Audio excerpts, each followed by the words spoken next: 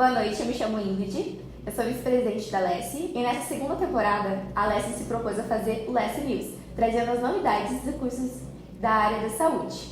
E hoje a gente está aqui com o Dr. Professor Anderson Barbosa, que é cirurgião dentista, historiador e também advogado. Boa noite, professor. Boa noite a todos, boa noite a Ingrid, boa noite a quem vai nos ouvir, quem vai nos ver aí, não importa, né, o horário, boa noite. Hoje a gente vai tratar sobre um assunto que está muito em alta e ainda existem algumas dúvidas quanto ao nosso querido exame de proficiência.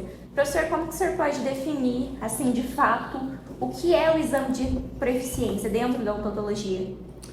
Tá, vamos lá. Primeiro, acho que é o próprio sentido, né, etimológico da palavra. Aí, você citou que eu sou advogado e a gente lida com as palavras, né? Então, o que é você ser proficiente em alguma coisa, né? O exame é de proficiência. É você, de alguma forma, ter a competência, ter a capacidade de realizar bem algo, tá?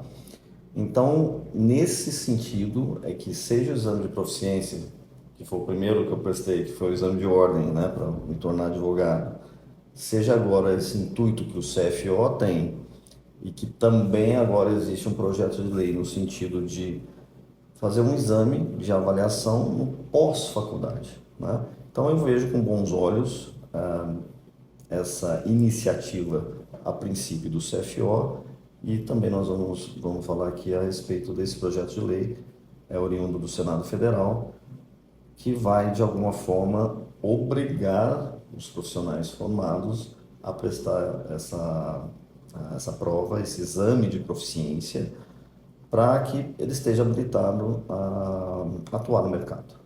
E dentro do seu consentimento, isso seria uma medida justa para avaliar os candidatos, no caso, os recém-formados?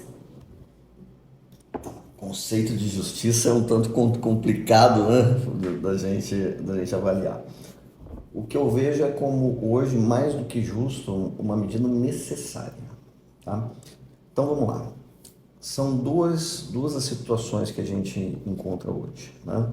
Primeiro, existe uma resolução do Conselho Federal de Odontologia, né, que é a resolução 263, agora do último mês de maio de 2024, onde estabeleceu esse exame de proficiência de uma maneira facultativa, tá?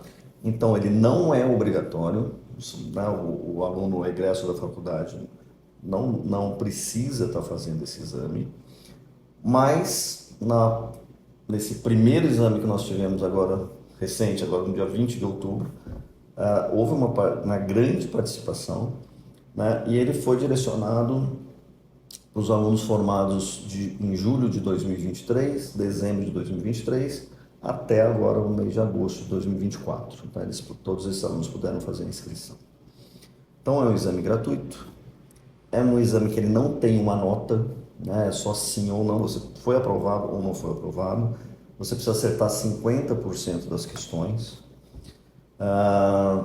Nós tivemos 40 questões nessa primeira prova, né, que foi nesse primeiro exame.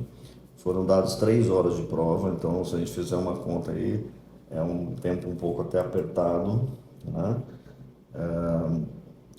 Porque a gente tem aí 180 minutos praticamente para resolver, só dividir por 40 questões. Então não é um tempo gigantesco também, para dar uma média de 4 minutos e pouco, talvez, por questão.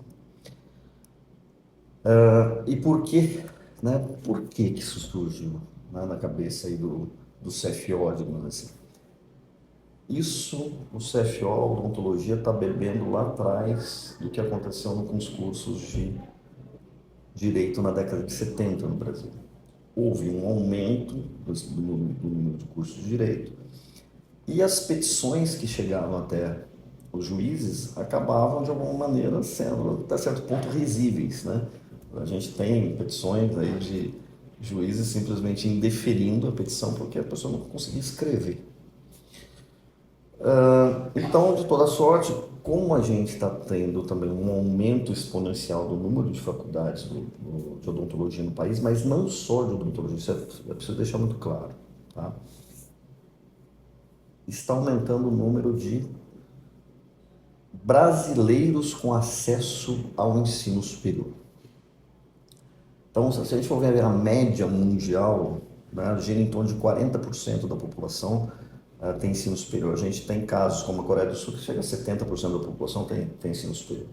E o Brasil hoje está posicionado em torno de 19,5%, quase chegando a 20% da população com ensino superior. Então a gente tem muito ainda a crescer, né? Especificamente com o curso de Direito, nós temos hoje já mais de 400 mil dentistas no país. Sendo a maior quantidade do estado de São Paulo, né? Sendo mais de 100 mil dentistas. O estado de São Paulo tem mais de 100 mil, mais ou menos um quarto dos dentistas estão no estado de São Paulo. Então a gente tem ainda uma população de dentistas assim, mal distribuída. Se a gente for só pegar o número da população brasileira e dividir por esses 400 mil, a gente tem uma média de 500 dentistas per capita. A Organização Mundial de Saúde fala em 1.200, então a gente tem mais do que o dobro do que a Organização Mundial de Saúde recomenda. É mais do que o Acre tem em dentista, para ser bem realista. População, sim. Mas de alguma maneira, não é um dos cursos que mais formam, para você ter uma ideia, formam mais ou menos no país hoje cerca de um pouco mais de 20 mil dentistas ano, e se formam mais de 100 mil advogados. Tá? Então, onde é que é feito esse filtro? Então, tem espaço? Eu acredito que tem espaço, mas tem espaço para quem se destaca. Então, esse exame de proficiência nada mais é que um filtro que está sendo feito para quê? Para a proteção da população e para a proteção da própria odontologia no país. Tá? Então, voltando, né, a gente pode colocar alguma coisa aqui desse exame que é facultativo hoje. Então, é um exame gratuito, esse foi pelo menos 40 questões, a resolução não diz nada em relação ao número de questões, diz só que o CFO é que vai coordenar isso. Como eu falei, gratuito para quem for prestar. Não há uma chancela, isso não sai no seu diploma se você foi aprovado ou não. Desculpa. O que vai acontecer é que você tem um certificado. O CFO vai expedir um certificado dizendo da sua aprovação ou não. Como é que isso pode ser utilizado no dia a dia? Para se contratar, por exemplo, um dentista, uma clínica pode falar, você passou no exame de proficiência do CFO? Sim ou não? Talvez até no concurso público, olha, se você tiver o exame de proficiência, você tem mais uma pontuação X a mais. Tá? E até para o marketing mesmo das próprias faculdades, isso pode ser interessante. Falar, a gente tem um índice de aprovação de tantos por cento, quer dizer, é uma faculdade que, né, tem um nível de excelência. Tá? Então, essa é uma resolução do CFO de maio de 2024.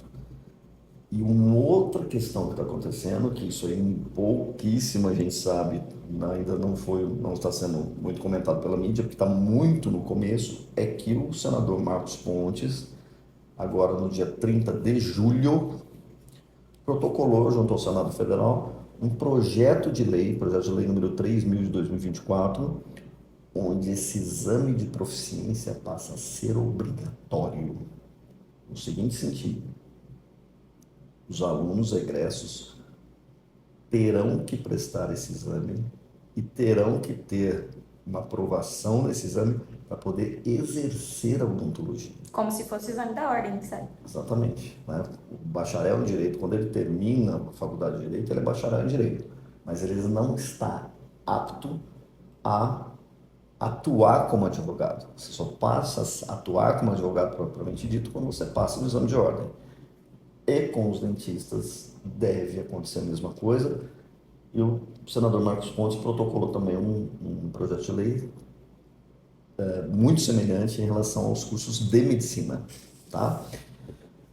Ainda vai passar por diversas comissões, tá? Por diversas comissões do Senado. Ele está assim, tanto quanto embrionário, mas no bojo do projeto diz uma coisa que o diferencia da resolução do CFO. Esse exame que foi feito agora no último dia 20 são questões de múltipla escolha, questões objetivas, que versam 45% desse exame aqui, são questões clínicas, tá?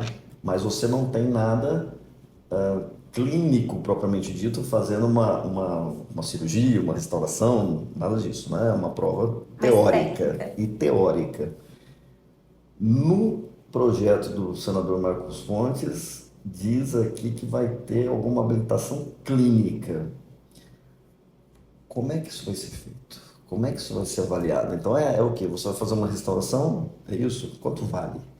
Vão ter pacientes para isso ou não?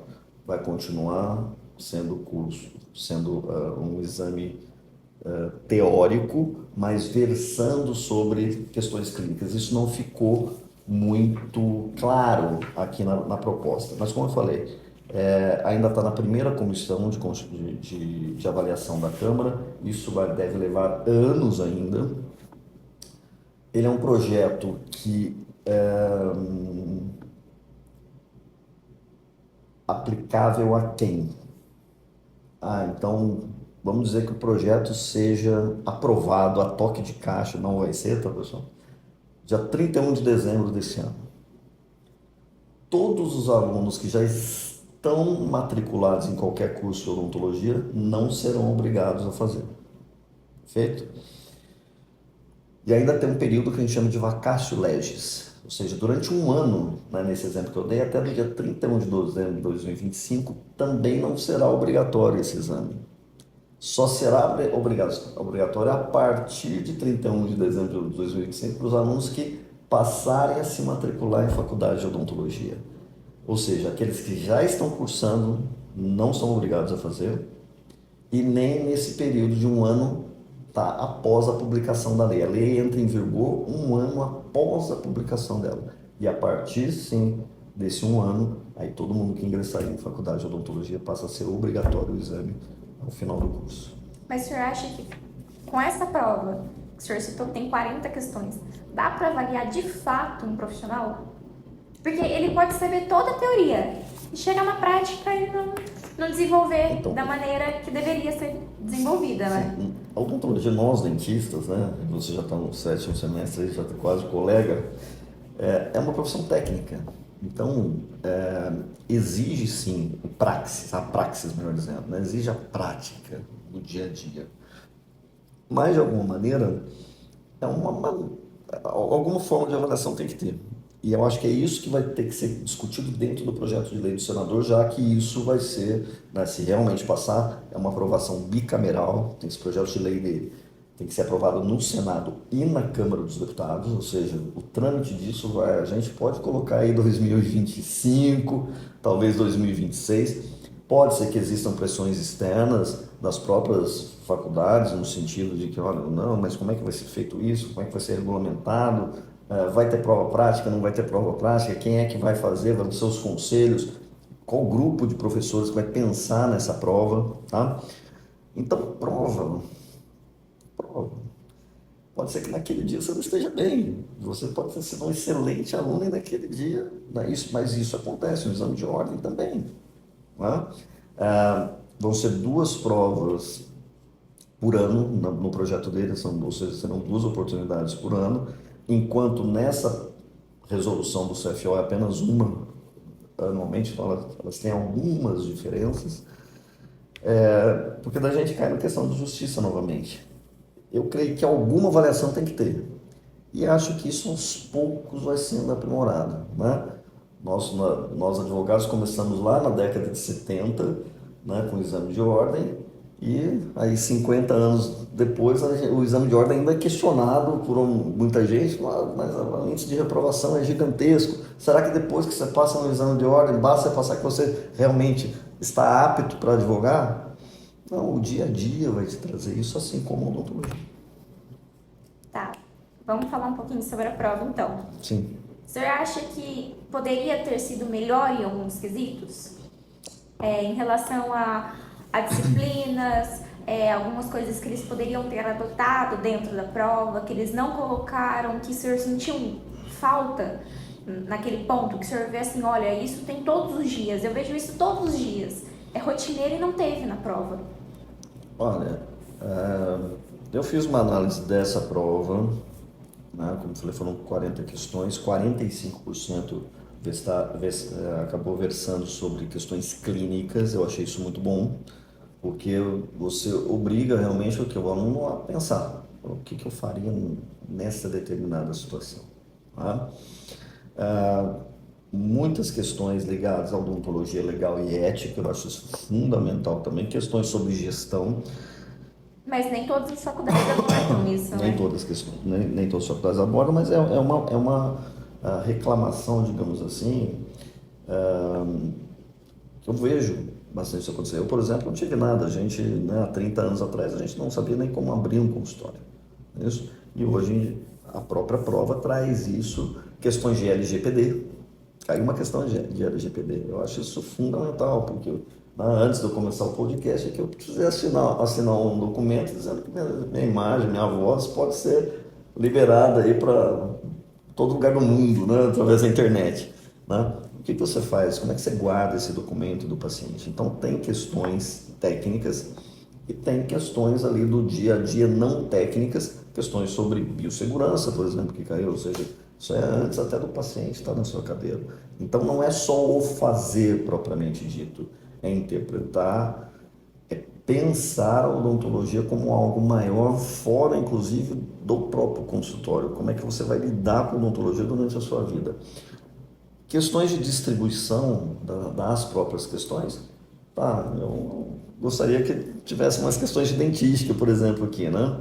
Então, teve uma questão de farmacologia, uma de anestésio, 2 de pério, 4 questões sobre SUS, 6 questões sobre odontologia legal. Será que eles não estão pensando nisso como uma forma de egresso para quem for trabalhar no sistema público? Se você parar para pensar, eles estão, assim, vamos colocar uma questão de SUS para ver se eles entendem a política que gera em torno daquilo. Então, é necessário que os dentistas entendam sobre o SUS, porque nem todos os dentistas vão ter o seu consultório particular.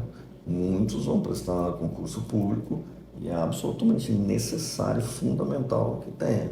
Então, eu acho que, assim, a prova, gostei, foi até certo ponto bem distribuída e abarcando questões de DTM, que é uma questão de ortodontia, tá? Então ela acabou, questão de odontologia hospitalar, teve uma questão. Então foi uma prova que assim que abrangeu basicamente quase que todas as especialidades da odontologia. Até as novas especialidades, né? Como a odontologia hospitalar, que foi recentemente colocada como especialidade. Odontogeriatria, que é uma questão, tá? Então eu achei uma prova assim bem feita e para a primeira eu acho que ela vai acabar crescendo, digamos, mais no sentido de que outros professores vão participar, né? Ampliar essa discussão, né? E foi agora, tá? Saiu do forno, faz 11 dias que a prova foi aplicada. Então realmente não deu tempo, inclusive, da odontologia enquanto comunidade discutir, né? Vamos ver, né, a aprovação, né, como é que isso vai acontecer. Obviamente que é individual, isso não vai ser posto, né, vai ser informado somente para o candidato se ele foi aprovado ou não, mas vamos ver. É o início de tudo. O senhor como professor, o senhor vê essa questão da prova como uma evolução dentro, como eu posso dizer, ver a evolução que o aluno tem fora da sala de aula, como que ele vai se bater de frente com o mundo, como é que ele vai reagir quando ele for, de fato, cirurgião dentista? Bom, eu sou um apaixonado por estatística, né? Então eu acho que é o seguinte, mas eu penso, não acho nada, eu penso o seguinte, é um outro ambiente, é um outro tipo de pressão, inclusive, que ele está submetido, não digo na data da prova. Provavelmente vai acontecer a mesma coisa que aconteceu com o direito, vão começar a surgir cursinhos paralelos, né? Mas é um exame, esse exame de proficiência, nada mais é daquilo que você viu na faculdade. Então, creio que sim, que o aluno médio, né, a gente sempre tem que pensar não nos extremos, mas o aluno médio tem condição sim de acertar 20 questões aqui desse exame. E aí sim a gente vai poder ter, de alguma forma, fora outras provas que são aplicadas, por exemplo, o ENAD. Pode ser comparado com o ENAD? Ou Acho que não? num primeiro momento até que sim.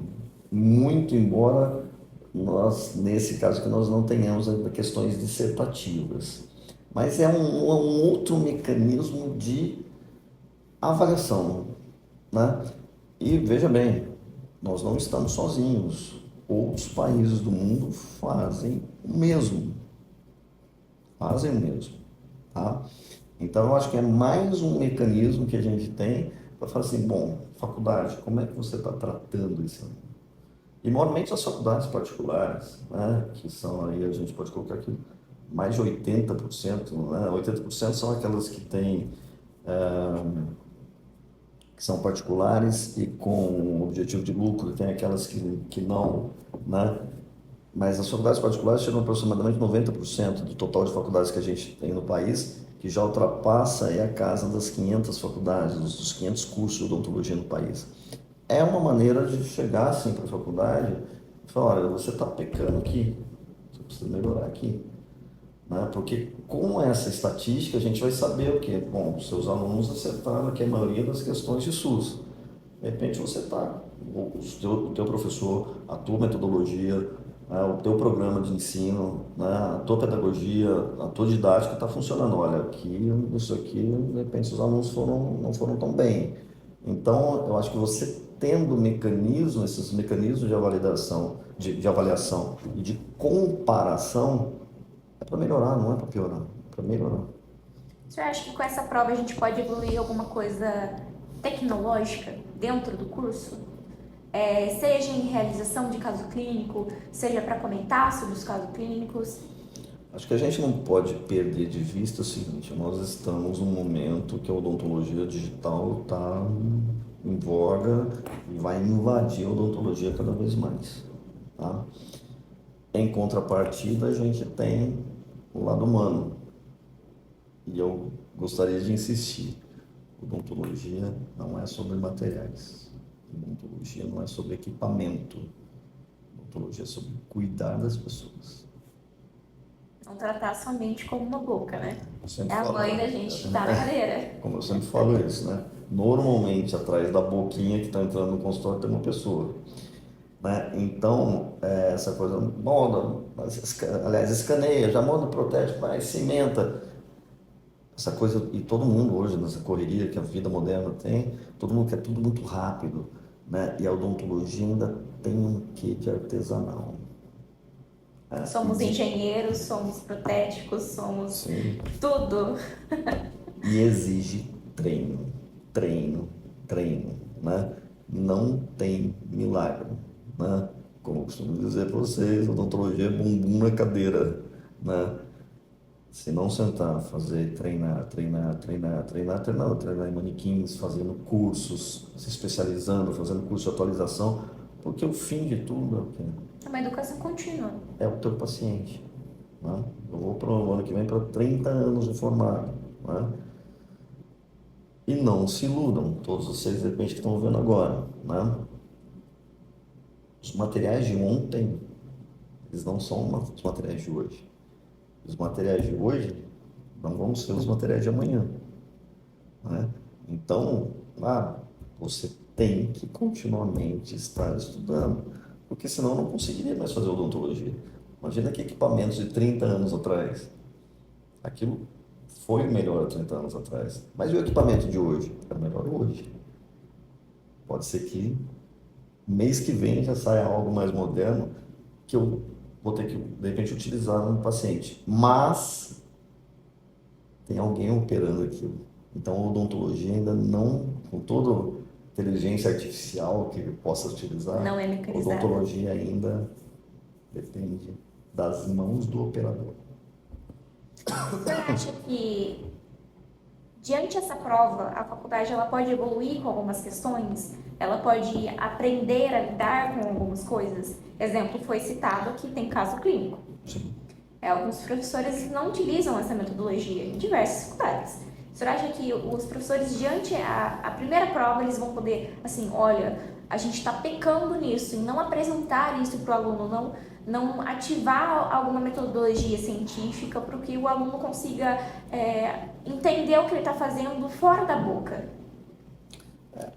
Volto a falar, esse exame de proficiência é um balizador, tá?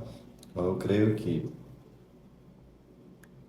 a graduação, obviamente, você não consegue ensinar tudo na graduação, muito pouco tempo, inclusive, não há tempo para tudo isso, né? Mas, de alguma forma, a gente tem que trazer os alunos, né? Cada instituição vai fazer isso com a tua, não, não me interessa muito o quanto, que nota você tirou, tal, isso não vai ser divulgado, inclusive, no projeto de lei do senador Marcos Pontes tem isso também.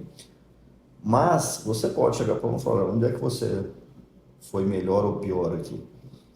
E nesse universo de alunos que você tem, ter esse feedback. Passar, nós estamos pecando aqui. Então nós vamos ter que mudar, de repente, a metodologia ou mudar o planejamento, porque nossos alunos podem ir muito bem em A, B, C disciplinas e na C, D e E, de repente, não foi tão bem. Tá? Agora, dá medo? Lógico que dá medo. Quando eu fui fazer o exame de ordem, porque você imagina que você estuda no Direitos durante 5 anos, né? Durante 10 semestres, assim como também na odontologia. E aí? Você termina a faculdade em dezembro ou em julho, não é isso?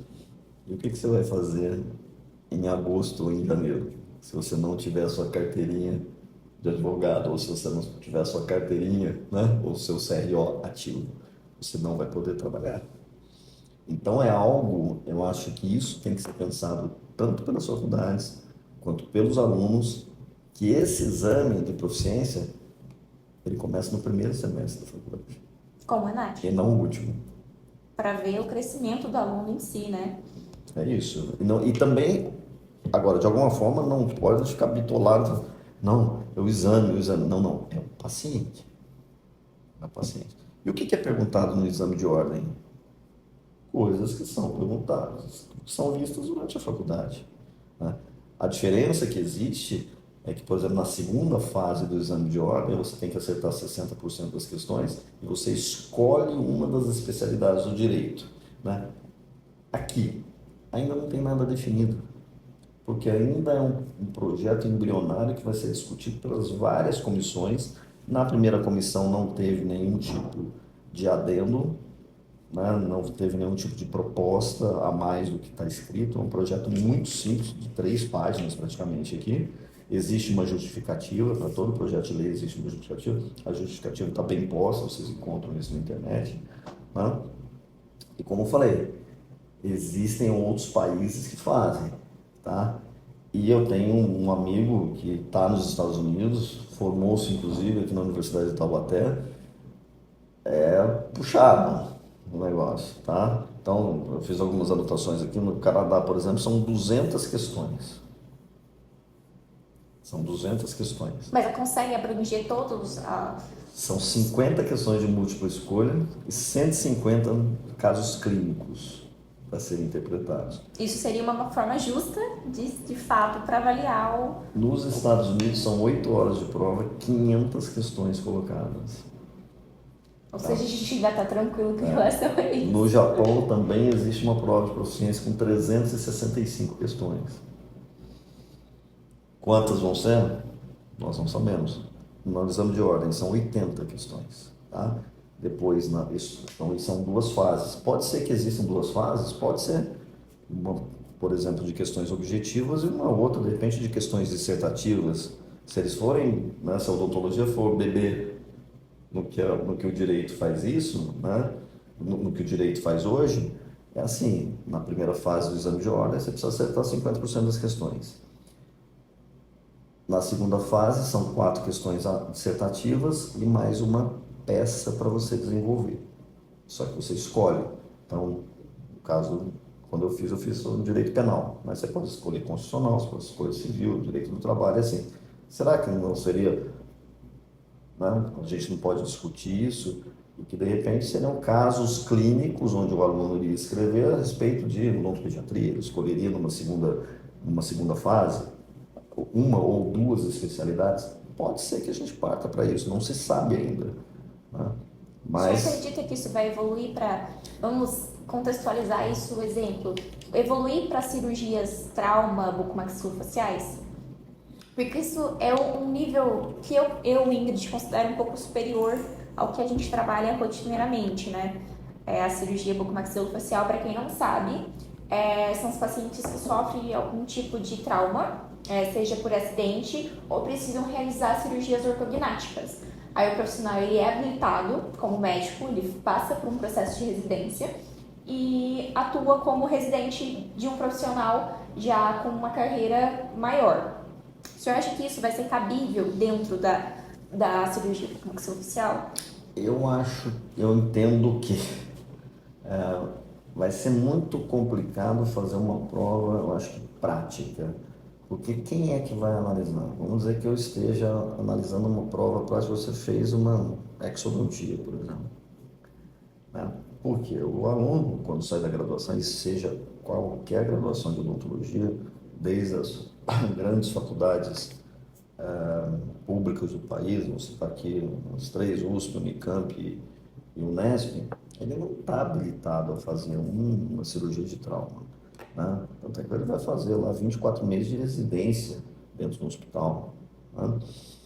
Então, voltando um pouco, quanto valeu aquela sutura que você fez? Quanto valeu aquele movimento que você extraiu um dente? Né? Quanto valeu a restauração? Um canal bem feito? Então, eu creio que vai ser muito difícil essa habilidade, a praxis ser demonstrada no exame. Até porque cada profissional vê de uma forma diferente. Né? Eu penso que a gente possa partir para casos clínicos amplos, né? Como eu acabei de citar, questões dissertativas abertas numa segunda fase. Né? E o bom, tanto do exame de ordem quanto do exame de proficiência, é que você não está competindo com ninguém. Você não precisa simplesmente, olha, esse ano, dos 25 mil formados em odontologia, nós só temos vagas para aprovação, digamos assim, de 15 mil. Não é isso que está sendo avaliado. Você briga, digamos assim, com você mesmo. Quantos por cento eu vou precisar? Hoje, nesse exame que é da resolução do CFO, você precisa acertar 50%. E assim é o exame de ordem, 50% na primeira fase, 60% na segunda. Então, eu não estou competindo com outro colega, estou competindo comigo mesmo. Então, esse é um agente facilitador, que você tem que sentar, estudar, fazer. Como assim como exame da ordem, né? Simples assim. Só falando um pouco, o professor ele tende muito a falar disso. Quando ele foi fazer a prova, ele tratou muito, gente, a prova é o que eu estudei. E é basicamente o que eu acredito que seja a prova de proficiência. É o que você teve em 5 anos. Obviamente, como o professor falou, a gente não tem tudo ao mesmo tempo, até porque o 11º período é sempre o pior período. Porque a gente não tem professor, a gente não tem pai, mãe, aqueles que sejam dentistas de fato, carregando uma bagagem teórica. Então, assim, pelo meu ponto de vista, isso é extremamente válido para avaliar o aluno, para ele mesmo pensar, poxa, eu estou pecando nisso. O professor ele tende muito a demonstrar para a gente diversos pontos. Não existe o certo e o errado. Existem formas de pessoas diferentes pensarem. Cada um vai lidar de uma forma. Obviamente existe, posso dar um exemplo, sistemas adesivos, cada um vai pensar de um jeito. Cada um vai ter uma noção, óbvio que vai ter o certo e o errado, mas dentro de uma questão teórica só vai existir um ponto de vista, que é o paciente. A gente tem que tratar o paciente como ser humano. E a gente quis tratar disso com vocês hoje. Não somente trazer com que o aluno tenha visualizado apenas o que ele estudou, mas é o que ele faz praticamente todos os dias. Ele é um cirurgião dentista. Ele é formado como cirurgião e não apenas dentista. Eu espero que vocês tenham gostado e aguardem os nossos próximos vídeos.